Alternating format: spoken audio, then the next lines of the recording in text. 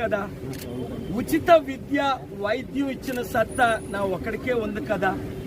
TDP, YCP, Congress, BJP 33,000 ఎకరాల్లో 18,000 ఎకరాల steel ప్లాంట్ని అమ్మేస్తే దాన్ని అమ్మకుండా మార్చి 14 ఏప్రిల్ 4న కోర్టులో ఆర్డర్ తీసుకొచ్చి ఇదిగోండి నా డొనేషన్ 8,000 కోట్లు తీసుకోండి అని కోర్టే దాన్ని గవర్నమెంట్ ఆఫ్ ఇండియాకి స్టీల్ ప్లాంట్కి అనుమతి ఇచ్చింది కదా.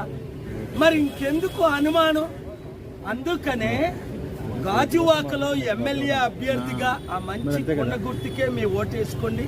నేను పోటీ చేస్తున్నాను. ఈరోజు సపరేట్ అకౌంట్ లేదు గనక ఎల్లుట నామినేషన్ వేయమని అన్నారు, లేదా 25 లోపుని. కనుక ఆంధ్రుల్ని ఈ ప్రశ్న అడుగుతున్నాను. 13 లక్షల కోట్లు అప్పు చేసి వడ్డీ కట్టలేని